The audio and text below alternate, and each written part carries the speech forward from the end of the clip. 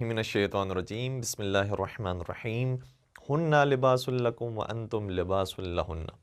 ناظرین کرام، آج ہم ایک اہم فقہی موضوع پر اور جو معاشرتی موضوع بھی بنتا جا رہا ہے اس پر گفتگو کرنے کی کوشش کریں گے کہ کیا اہل تشیع کی اہل سنت سے شادی ہو سکتی ہے، جائز ہے یا جائز نہیں ہے۔ دیکھیں، ہم خود اہل تشیع کو موقف آپ کی خود بیان کر رہے ہیں کہ فقہ جعفریہ کے مطابق اس کا کیا جواب ہے، ورنہ ہو سکتا ہے کہ فقہ حنفی کے مطابق، فقہ مالکی، شافعی یا حنبلی کے مطابق اس کا کوئی اور جواب بھی ہو جو خود اہل سنت برادران کو دیکھنا چاہیے۔ جہاں تک فقہ جعفریہ کا تعلق ہے تو اگر ہم صرف ابھی فقہی نوعیت کی بات کریں تو دیکھیں اس کا جواب بہت سادہ سا ہے کہ جتنے بھی مسلمان فرقے ہیں اور جتنے بھی مسلمان مذاہب اور مکاتب موجود ہیں،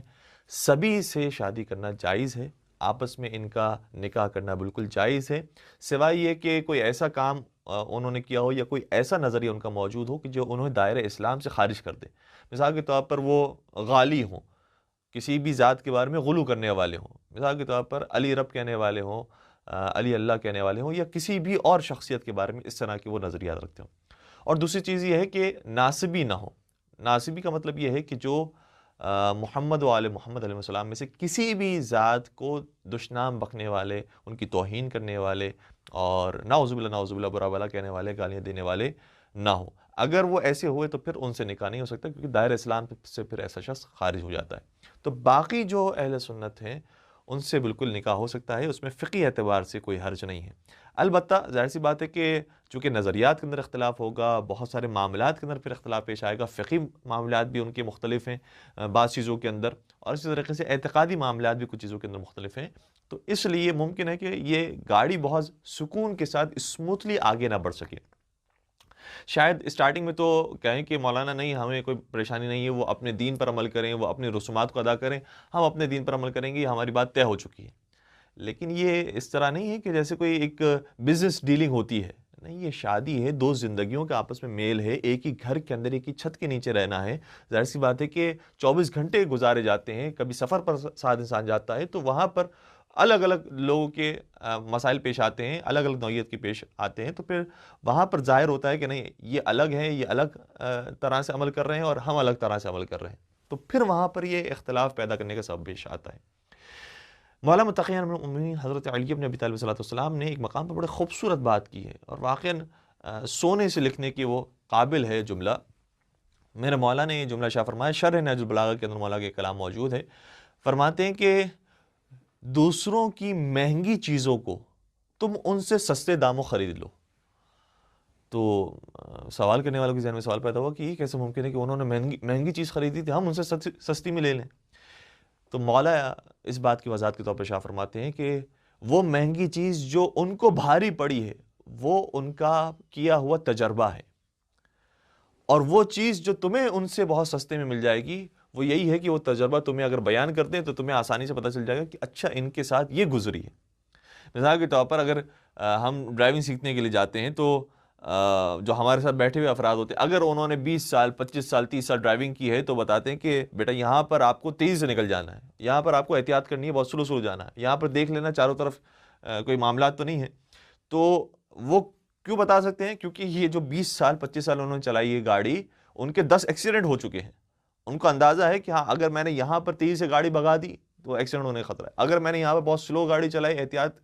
جو ہے وہ بہت زیادہ دکھانے کی کوشش کی، تو پھر بلا وجہ کوئی پولیس والا آ جائے گا یا کوئی اور شخص آ کر ہو سکتا ہے کہ چوری کر لے یا ڈاکہ مار دے۔ تو چونکہ ان کے ساتھ ایسے واقعات پیش آ چکے ہیں اور ان کے اوپر بھاری گزرے ہیں سارے واقعات، تو ان کے لیے تو مہنگے تھے لیکن آپ کو وہ سستے مل جائیں گے۔ تو یہاں پر بھی جو شیعہ سنی کا معاملہ ہے تو شرعی طور پر کوئی حرج نہیں ہے، فقہی طور پر کوئی مضائقہ نہیں، فقہ جعفریہ کے مطابق شادی ہو سکتی ہے، لیکن جو تجربہ بتاتا ہے وہ یہ ہے کہ ایسی زندگی بہت اچھے طریقے سے اور اسموتھلی آگے نہیں بڑھتی، سوائے یہ کہ دونوں ہی بے دین ہوں، نہ انہیں سنیت سے کوئی غرض ہے کہ وہ کیا عمل کرے کیا عمل نہ کرے، اور نہ ہی ان کو شیعت سے غرض ہے کہ مجھے بھی کوئی عمل نہیں کرنا۔ لیکن اگر دونوں دیندار ہیں اور دونوں مذہبی ہیں اور اس طریقے سے اپنے اپنے رسومات پر عمل کرنا چاہتے ہیں، تو کبھی کبھار ہو سکتا ہے کہ عزاداری کے موقع پر، ماتم کے موقع پر اشکال پیدا ہو، یا ہو سکتا ہے کہ وہاں پر تراویح کے موقع پر یا جلدی افطار کرنا ہے اور دیر تک جو ہے وہ سحری کھولنی ہے، سحری جو ہے وہ دیر تک بند کرنی ہے، اس کے بارے میں اختلاف ہو سکتا ہے کہ پیدا ہو جائے۔ اس لیے مناسب جو تجربے والی بات ہے وہ یہ ہے کہ انسان جتنا ہم فکر افراد سے، جتنا ہم نظریہ افراد سے، جتنا اپنے قریب social status, final status, religious status کے افراد ہوتے ہیں، ان سے اگر نکاح کریں تو وہ زیادہ بہتر طریقے سے گاڑی آگے چلتی ہے۔ بلکہ ہم تو یہ بھی عرض کریں گے کہ کئی ساری مثالیں ایسی موجود ہیں کہ جس میں ایک ہی مکتب کے افراد نے بھی جب شادی کی، لیکن چونکہ مذہبی اعتبار سے ایک بہت زیادہ دیندار تھے، ایک کم دیندار تھے، تو ایسے افراد کی گاڑی بھی کبھی کبھار اسپیڈ بریکر کا شکار ہو جاتی ہے۔ ایک خود تقریباً جو ہے وہ قریبی افراد میں سے کسی کا واقعہ ہے، وہ یہ ہے کہ کراچی کے رہنے والی وہ خاتون ہیں، اور انہوں نے نجف کے ایک طالب علم سے شادی کی۔ کراچی میں جب وہ تھیں تو ایک نارمل جو معتدل مذہبی لوگ ہوتے ہیں کہ جو کسی حد تک حجاب کرتے ہیں، کسی حد تک نہیں بھی کرتے ہیں، ایسی تھی وہ خاتون۔ اور اس کے بعد جب انہوں نے نجف کے طالب علم سے شادی کر لی تو وہ مکمل با حجاب ہو گئی،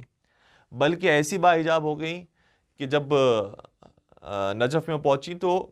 حتیٰ اپنے چہرے کا بھی حجاب کرتی تھی، یعنی پورا سر سے لے کر پیروں تک مکمل حجاب ہوتا، مکمل چادر پہنی ہوتی تھی، اتنا سخت حجاب۔ جبکہ نجف کے اندر گرمیاں آپ کو معلوم ہے کہ کس قدر زیادہ ہوتی ہے، لیکن اسی حجاب کے ساتھ وہ گھر سے باہر نکلتی تھی، اسی حجاب کے ساتھ وہ سارے کام کر کے گھر لوٹتی تھی۔ کسی بات پر اختلاف ہو گیا اور اختلاف بڑھنا شروع ہوا، بڑھتے بڑھتے یہاں تک کہ بات طلاق تک پہنچ گئی۔ جب ان کے ساتھ طلاق ہو گئی تو پھر کچھ دنوں کے بعد ایک اور رشتہ آیا جو دبئی کے ایک لڑکے کا تھا، اور ان سے پھر کچھ دنوں کے بعد شادی ہو گئی۔ جب وہ لڑکا انہیں دبئی لے کر گیا تو اب ان کا انداز اور تبدیل ہو گیا۔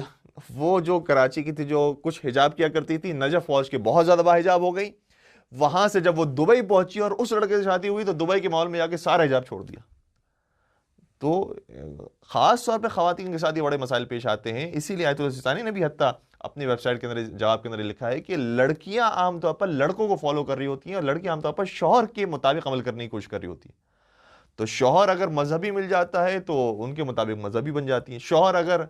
بے دین مل جاتا ہے تو اس کے مطابق عمل کرتی ہیں۔ اب اگر فرض کیجیے کہ شوہر اہل سنت سے تعلق رکھنے والا ہو، شوہر اگر کسی اور فرقے سے، کسی اور مکتب سے تعلق رکھنے والا ہو، تو اس کے اثرات پھر لڑکی کے اوپر بہت زیادہ پڑنے کے امکانات موجود ہیں، اور ہو سکتا ہے کہ وہ اپنے سابقہ نظریے سے پھر جائیں اور پھر ان کے دین کے اوپر چلے جائیں۔ اس لیے تجربے کی بات یہ ہے کہ انسان اس قدم کو اٹھانے سے پہلے کئی مرتبہ سوچے کہ مجھے آگے کے جو معاملات ہیں وہ کس طرح سے لے کر آگے بڑھنا ہے۔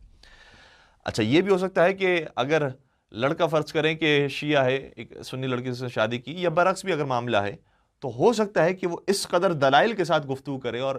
مجلسوں کے اندر لے جانے کی وجہ سے، عزاداریوں میں لے جانے کی وجہ سے اسے بھی آہستہ آہستہ محب اہل بیت بنا دے یا شیعہ بنا دے۔ تو یہ بھی ایک پازیٹیو اگر نظریے سے دیکھا جائے تو یہ بھی ایک کام ہو سکتا ہے۔ جس طرح سے بالخصوص ویسٹرن کنٹریز کے اندر جو لوگ رہتے ہیں، کبھی کبھار ان کی دوستیاں غیر مسلموں سے ہو جاتی ہیں، عیسائی ہیں، یہودی ہیں، لیکن وہ مسلمانوں سے متاثر ہو کر مسلمان ہونا چاہتے ہیں اور ہو سکتے ہیں مسلمان۔ تو ٹھیک ہے، اگر آپ نے اس طرح سے ان سے شادی کی، پہلے وہ عیسائی تھی لیکن اب وہ مسلمان ہو کر پکے دین کو سمجھ کر، نہ یہ کہ وقتی طور پر آپ سے ملاقات کے لیے، وقتی طور پر اس خواہش کو پورا کرنے کے لیے وہ مسلمان ہو گئی، اگر وہ باقاعدہ سمجھ بوجھ کر مسلمان ہوئی ہیں تو بہت اچھی بات ہے کہ پھر اس طریقے سے آپ نے ایک غیر مسلم کو مسلمان بھی بنا دیا اور پھر ان سے شادی بھی کر لی، کوئی حرج نہیں اس کے اندر۔ تو اس معاملے کے اندر سوچ سمجھ کے انسان کو قدم اٹھانا چاہیے، اپنے والدین کی ضرور رائے لینی چاہیے، بزرگوں کی رائے لینی چاہیے اور ان کے مطابق فیصلہ کرنا چاہیے۔ اور ہمارے سامنے جو سب سے بہترین مثال ہے نبی اکرم حضرت محمد مصطفیٰ صلی اللہ علیہ وآلہ وسلم کی مثال ہے کہ دیکھیں مختلف رشتے آئے تھے شہزادی کے لیے، لیکن جب میرے مولا کا رشتہ آیا، حضرت علی مرتضیٰ کا رشتہ آیا، اور انہی کے خاندان کے فرد کا، سب جانتے ہیں کہ علی شیر خدا ہیں، علی کے کتنے فضائل، کتنے کمالات ہیں، تو کیا سیدہ زہرا سلام علیہا نہیں جانتی ہوں گی؟ سب جانتی تھی۔ لیکن جب یہ رشتہ آیا تو پیغمبر نے باقاعدہ اپنی بیٹی سے آ کر اجازت لی کہ بیٹی کیا میں تیرا رشتہ علی مرتضیٰ سے کر دوں؟ کیا تو انہیں پسند کرتی ہے؟ اس وقت بی بی کا جملہ بھی ملتا ہے ہمیں، اور اس سے اندازہ ہوتا ہے کہ بزرگوں کو شامل کرنا کتنا ضروری ہوتا ہے۔ فرمانے لگی کہ رضی اللہ و رسولہ، کیا اللہ اور اس کا رسول اس رشتے پر راضی ہے؟